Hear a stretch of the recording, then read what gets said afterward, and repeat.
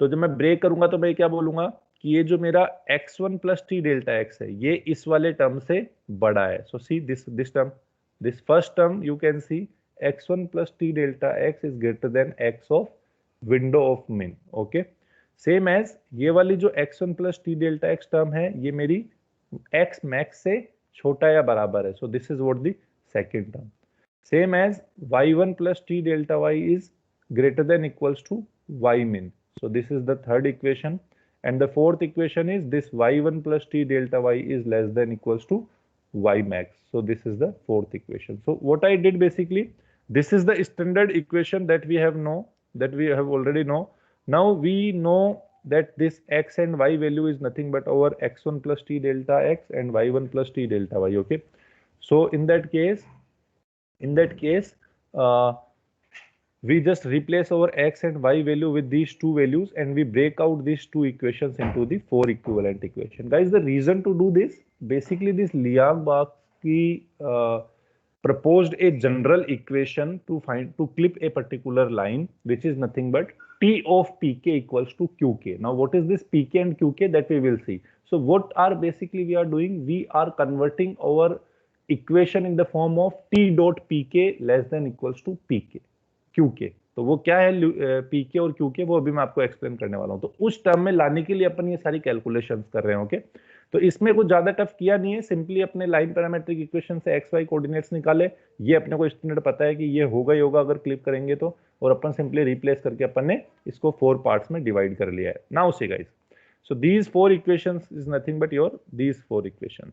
Okay, so guys यहाँ पे थोड़ा सा करेक्शन किया है कि जैसे मैं डेल्टा एक्स को एक तरफ ले रखा हूँ, बाकी सब टर्म्स को एक तरफ लेके जा रहा हूँ, बिकॉज अल्टीमेटली अपने को पीके और क्यूके को डिफरेंशिएट करना है. PK is nothing but your decision parameter we can say, okay, at kth iteration.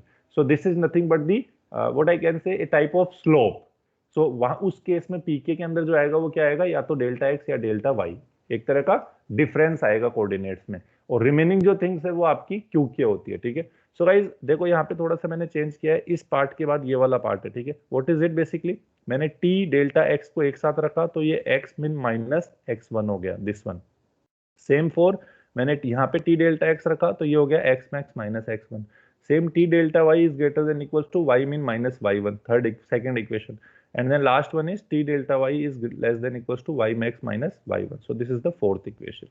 Now guys, इस टर्म के अंदर इशू ये आ रहा है कि कुछ terms greater than equals to है, कुछ terms less than equals to है. बट ओवर जनरल इक्वेशन, यहाँ देखो ये वाला पार्ट देखो, ये वाला पार्ट जो जनरल इक्वेशन है जो लियांग-बास्की ने इंट्रोड्यूस की, वो ये की कि आपकी जो इक्वेशन है वो इस फॉर्म के अंदर होनी चाहिए, which is T of P K less than equals to Q के.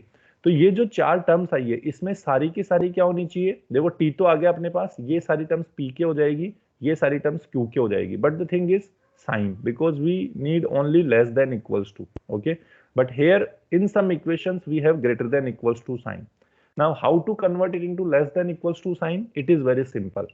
See, equation, I mean this equation and this equation, second और fourth जो है वो आपकी correct form में है, that is in the form of t p k less than equals to q k. But जो first और थर्ड सेकंड इक्वेशन है, मतलब फर्स्ट और थर्ड जो इक्वेशन है उसके अंदर जो साइन है which is greater than equals to. Now how to convert it guys, very simple, multiply this equation by one negative one.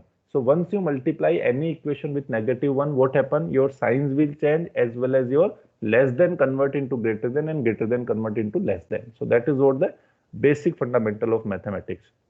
So what we are doing to convert it into form of t p k less than equals to q k, we are multiplying equation 1 as well as equation 2 by 1 by minus 1, or we can say negative sign. Okay, so once you multiply these two equation with negative sign, this becomes negative t of delta x, it becomes less than equals to, it becomes x1 minus x of w min. As you can see, this is what after multiplying equation 1 with negative sign, this is your result.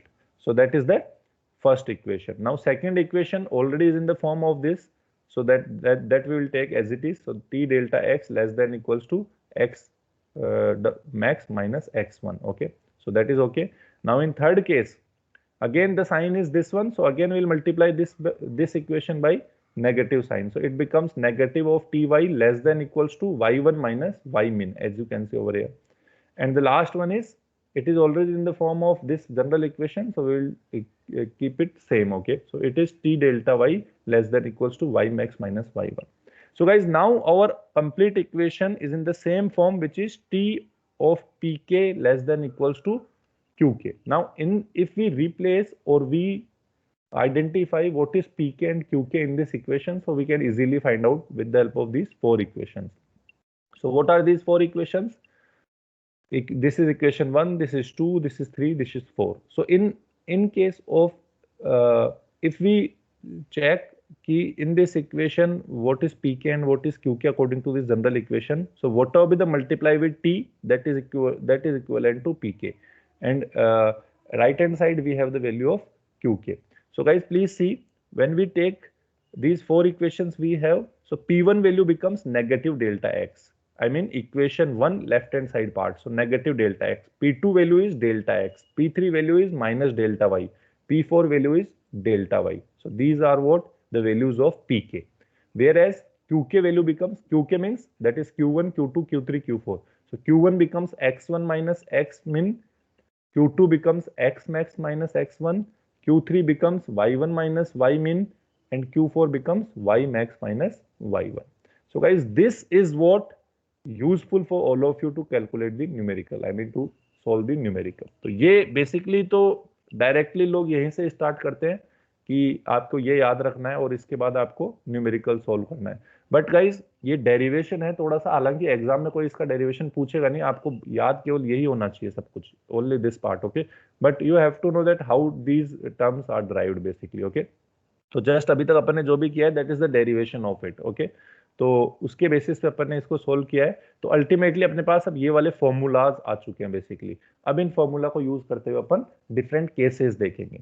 So guys, we have different conditions. So the first condition is, if your pk is equals to 0, it means out of these four values, if one value is 0, I mean minimum one value is 0, then we will say the line is parallel to our window. Parallel to our window means if this is your window, then line या तो ऐसे है या फिर ऐसे है या ऐसे है या ऐसे या फिर अंदर की तरफ है.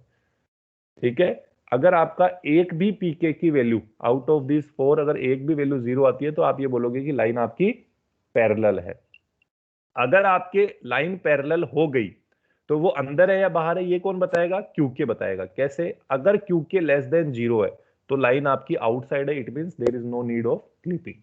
ओके, अगर आपका क्यूके ग्रेटर देन 0 है तो उस केस में आपकी लाइन इनसाइड है, तो उस केस में भी क्लिपिंग की जरूरत नहीं है. क्लिपिंग की जरूरत कब पड़ती है? जब आपकी पार्शियली पास हो रही हो आपकी विंडो में से. अगर फुली इनसाइड है, फुली आउटसाइड है, तो या तो अपन फुली एक्सेप्ट करेंगे या फिर फुली रिजेक्ट करेंगे. There is no need of clipping. Okay, so guys please आपको ये ध्यान रखना है कि सबसे पहले तो आपको ये देखना है कि अगर इन फोर में से पीके में से एक भी वैल्यू 0 हो गई तो उसके रेस्पेक्टिव क्यूके को उठाना है. जैसे मान लो P2 0 हो गया तो Q2 को चेक करना है. अगर Q2 लेस देन 0 है तो आप बोलोगे लाइन आउटसाइड है, अगर Q2 ग्रेटर देन 0 है तो आप बोलोगे ये इनसाइड है. ठीक है, तो ये आपको थोड़ा ध्यान रखना है. ठीक है ना. So that is the case 1 when your line is parallel to your window frame. Okay, now the second case when pk other than non-zero value. Other than non-zero value means either it is less than 0 or it is greater than 0. तो इन pk की value में से अगर कुछ negative values आ रही है या फिर कुछ पॉजिटिव वैल्यूज आ रही है तो उस केस में अपना डिफरेंट सिनेरियो होगा. क्या सिनेरियो होगा?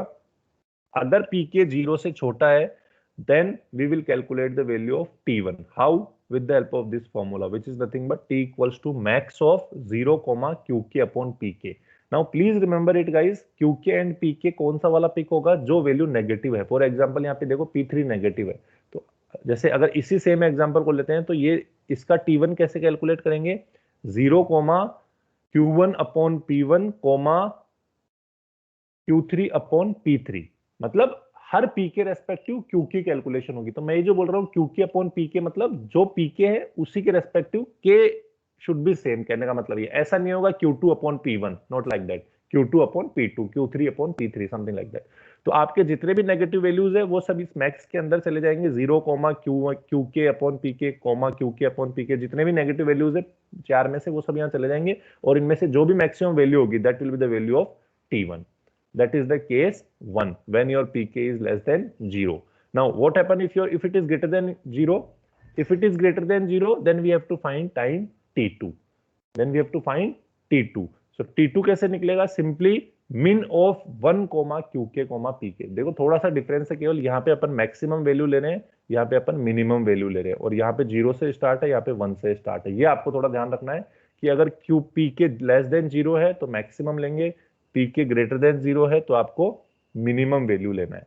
नाउ जैसे आपके पास T1 और T2 की वैल्यू आ गई, आप चेक करोगे कि T1 T2 से ग्रेटर है या नहीं। अगर T1 ग्रेटर देन T2 है तो कंप्लीटली आउटसाइड एंड रिजेक्टेड। अगर T1 लेस देन T2 है, then we will use these formulas which we have already derived, x equals to x1 plus t delta x, y is equals to y1 plus t delta x। ये अपन ने already ऊपर derive कर रखा है यहाँ पे x and y coordinates की value, तो ये अपन पूरा न्यूमेरिकल सॉल्व करेंगे। So guys this is what A type of pseudo code. तो देखो बहुत सिंपल है, कॉम्प्लिकेटेड नहीं है। आपको केवल 3 ही केस ध्यान रखने हैं कि अगर आपकी पीके की वैल्यू, एक मिनट गाइस होल्ड करना।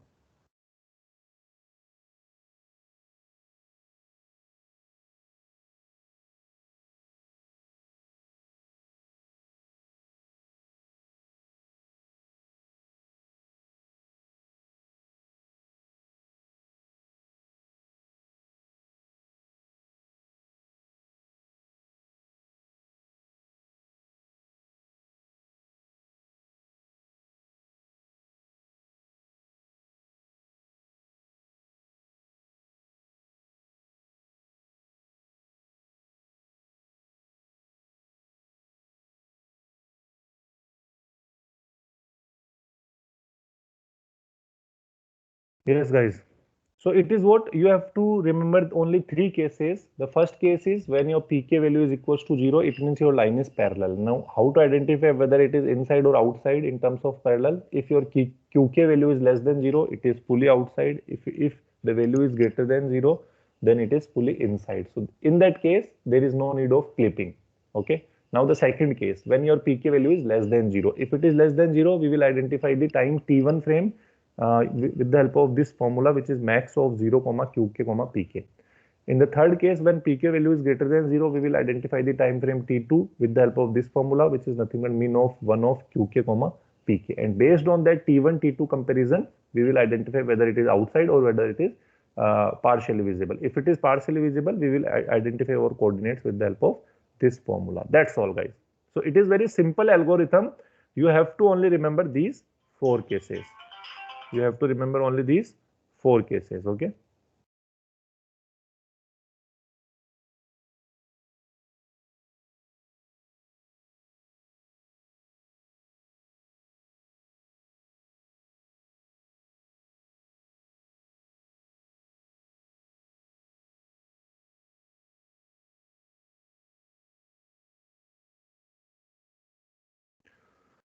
हाँ भाई, तो ये समझ में आ गई गाइस एल्गोरिथम। आपको केवल याद जो रखना है वो क्या रखना है, केवल ये वाली टर्म्स याद रखनी है to solve a particular numerical. और मोस्ट प्रोबेबली चांस है कि आपके लियांग-बास्की या फिर कोहेन-सुतरलैंड में से कोई एक न्यूमेरिकल मिड टर्म में और एंड टर्म में मिलेगा आपको, ठीक है। So that you have to remember. Now guys see one numerical of it. So again we are taking the same numerical that we did in yesterday's class.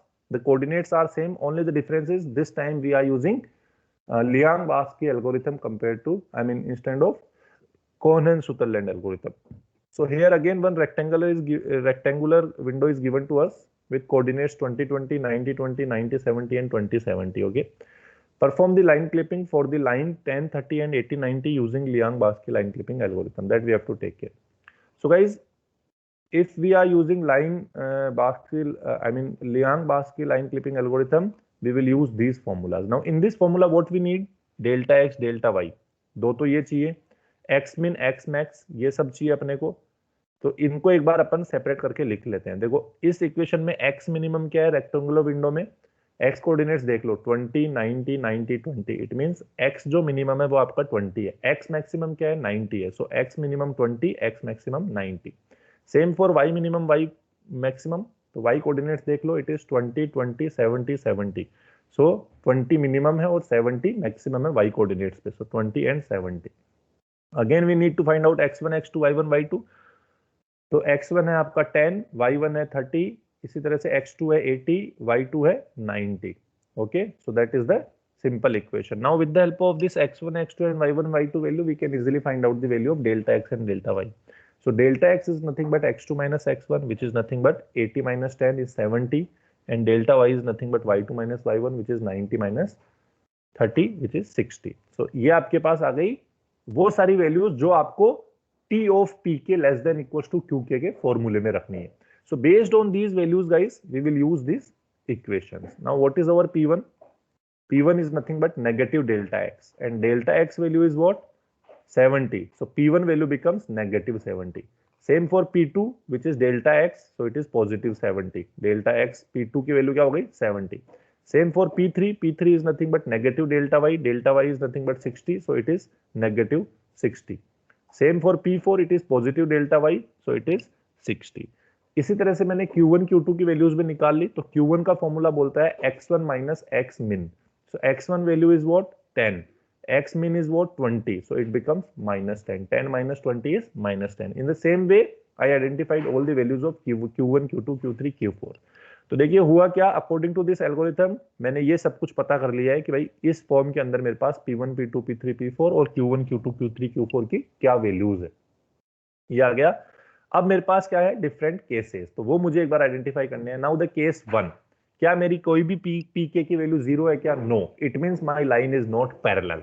अगर वो zero होती तो मैं उसके रेस्पेक्टिव क्यू को उठाता और देखता कि वो जीरो है, जीरो से बड़ा है या छोटा है। अगर जीरो से छोटा होता तो मैं बोलता कि वो आउटसाइड है, और अगर बड़ा होता तो मैं बोलता वो पैरेलल है लेकिन इनसाइड है। तो उस केस में there is no need of clipping करके अपन लिख देते।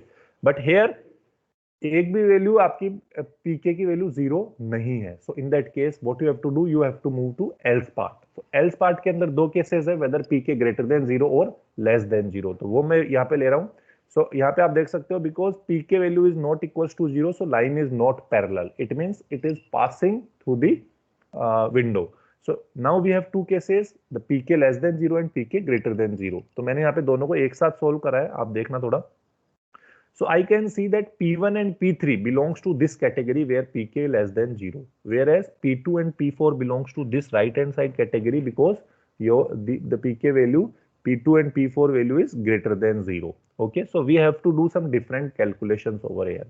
So guys, for this Pk less than 0, now see, for this less than 0 we will use this formula, which is max of 0 Qk comma Qk upon Pk, that we have to take care for this less than 0. So see the formula. Formula is T1 of max 0 comma, now see P1 आपका less than 0 है, so you have to write the formula as Q1 upon P1. So what is Q1? Minus 10. P1 is minus 70, so it is minus 10 upon minus 70. Comma, next negative term is P3, so you have to take Q3 upon P3. So it is 10 comma minus 60. 10 upon minus 60. So 0 comma 10 upon 70 comma 10 upon minus 60 में से जो भी minimum value है वो आप pick करो, जो भी मैक्सिमम वैल्यू है वो आप पिक करोगे। So the maximum value among these three value is nothing but 1/7, which is what the value of T1, which is what the value of T1. Now according to it you have to identify the x and y coordinates. So अपने पास formula है which is nothing but x1 plus t delta x, y1 plus t delta y. So x1 value is nothing but 10, ये यहाँ पे given है x1 की value 10, plus t की value अभी अपन ने फाइंड आउट किया, which is 1/7 into delta x अपने को पता है, which is nothing but 70. So you have to put it in this equation, then your x coordinate is 20. Same as y coordinate जब आप निकालोगे तो it is y1 plus T delta y. So y1 plus T delta y means y1 plus T delta y means y1 value is nothing but your 30, t value is 1/7, delta y value is 60. So जैसे आप इस equation में put करोगे, the equation result is 38.57, but pixel value can not be represented in decimal, so we have to take a whole integer of it, approximation, so that is equivalent to 39. So guys, at this point we can say at this, मतलब देखो इन points के according हो क्या रहा है, ये जो points given है इसके अकॉर्डिंग आपकी जो विंडो है उसको लाइन यहां से भी क्रॉस कर रही है और आगे से भी क्रॉस कर रही है, ठीक है। तो ये वाला जो क्रॉस हो रहा है इसके जो कोऑर्डिनेट्स है वो क्या आ गए आपके पास, x, y, which is nothing but 20, 39. अब जो आगे वाला क्रॉस हो रहा है उसके लिए अपने पास क्या है, पॉजिटिव वैल्यूज है, which is P2 and P4. So for that we have formula which is minimum of 1, qk, pk. तो उसके बेसिस पे t की वैल्यू निकालेंगे और सेम फॉर्मूला यूज करेंगे. तो p2 की वैल्यू क्या है 70, q2 की वैल्यू क्या है 80. So it becomes minimum of 1, 80, 70 and 40, 64 p4. Okay, now again take the minimum of it. So minimum value is 2, 3. जब आप इसको क्रॉस करोगे तो मिनिमम 2, 3 आ जाएगी. Now you have t2 value. Now again use this formula x and y. So x1 plus t delta x, x1 value is 10, t value is 2/3, delta x is 70. According to this, the result is 56.67, that is approximate 57. Same for y coordinates, which is nothing but y1 plus t delta y, y1 is 30, t is 2/3, delta y is 60. So when you solve it, it is 70. So at second end, आपकी जो coordinates आ गए वो क्या आ गए आपके 57, 70. And once you have these 2 points, you can easily clip the remaining line which you do not want to show, और उसको अपन screen पे शो कर भी नहीं सकते. So this is what guys the way through which you can identify the coordinates using this Liang-Baszki algorithm.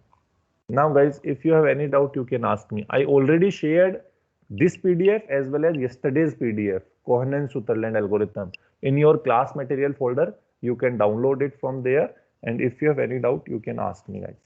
तो आपको याद क्या रखना है, बेसिकली ये वाली चीज याद रखनी है बस. इसके बाद आपको जो भी इक्वेशन गिवन होगी, जो भी प्रॉब्लम स्टेटमेंट गिवन होगा, उसके अकॉर्डिंग ये सारी कैलकुलेशंस करनी है. एक्स मिन, वाई मिन, एक्स मैक्स, वाई मैक्स निकालना है, डेल्टा एक्स, डेल्टा वाई निकालना है, ये जज करना है. फिर यहाँ के केसेस देखने की, अगर कोई वैल्यू 0 है तो पैरेलल है, अगर 0 नहीं है तो लेस देन और ग्रेटर देन के लिए नए नए कोऑर्डिनेट्स निकालने हैं. सो that is what Liang-Baszki line clipping algorithm guys. Yes, if you have any doubt guys, any student you can ask me. I think these two numericals, Cohen-Sutherland and Liang-Baszki line clipping algorithm numericals are very simple. What you say guys? क्या बोलते हो आप? ये दोनों scoring है या नहीं? Because it is directly formula based numericals in it. So मेरे को लगता है कि ये बहुत वो है. तो guys, this is what Liang-Baszki line clipping algorithm. Now यहाँ पे आपका guys फर्स्ट मिड टर्म का सिलेबस कंप्लीट होता है. तो देखो फर्स्ट मिड टर्म में क्या क्या टॉपिक्स आए. Introductory part of graphics, CRT cathode ray tubes and its components, working जो भी है वो सब. After then line clipping algorithm के अंदर DDA and Bresenham, circle drawing में mid point and Bresenham, ellipse में ओनली मिड पॉइंट, और लाइन क्लिपिंग के अंदर 2 algorithms which is Liang-Baszki and Cohen-Sutherland algorithm. Total आपके पास 2 लाइंस की, 2 सर्किल की, 2 लाइन क्लिपिंग की और 1 इलिप्स की, टोटल 7 आपके पास एल्गोरिथम्स है बेसिकली. ठीक है, तो यहाँ पे आपका फर्स्ट पार्ट और वी कैन से 1/3 सिलेबस या अप्रोक्सीमेट 50% सिलेबस कंप्लीट होता है कंप्यूटर ग्राफिक्स का, जो कि आपके फर्स्ट मिड टर्म में सजेस्टेड है. बिकॉज अपनी कल लास्ट क्लास है, आफ्टर देन आपका सीधा आई होप कि वही होने वाला है मिड टर्म में, क्योंकि शायद अच्छा कब से 1 अप्रैल से है क्या? कब से आपके मिड टर्म कब से है? 1 अप्रैल से. 1 अप्रैल का थर्सडे है मतलब, है ना? हाँ, तो फिर तो अपने पास टाइम है अभी. मंडे अच्छा मंडे का हॉलीडे, लेकिन ट्यूसडे और फिर वेडनेसडे बचेगा डाउट क्लास के लिए. चलो वो अपन डाउट कर लेंगे, कोई टेंशन नहीं है. तो गाइज ये अभी तक का आपका पूरा हो चुका है. देखो मैं आपको फिर थोड़ा सा क्लियर कर देता हूं. डेरिवेशन के लिए आपको लाइन क्लिपिंग और सर्किल एल्गोरिथम को अच्छे से करना है.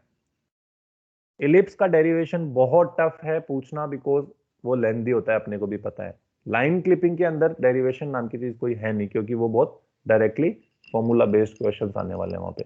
तो अल्टीमेटली आपको जो डेरिवेशन का ध्यान रखना है वो किस पे रखना है? केवल ब्रेसनम लाइन ड्राइंग एल्गोरिथम और mid point and Bresenham circle drawing algorithm. उसमें हो सकता है कि आपसे डिराइव करवा लिया जाए कुछ भी, बाकी तो डायरेक्टली न्यूमेरिकल्स ही आने चाहिए. ये मेरा वो है, मतलब सजेशन है आपको कि आप इस तरह से प्रिपरेशन कर सकते हो. ठीक है गाइस, तो Liang-Baszki समझ में आ गया आपको? लाइन क्लिपिंग दोनों समझ में आ गए? Yes sir. Okay. So guys, today we have also lab of this computer graphics and multimedia subject. Okay. So the time is 10:30.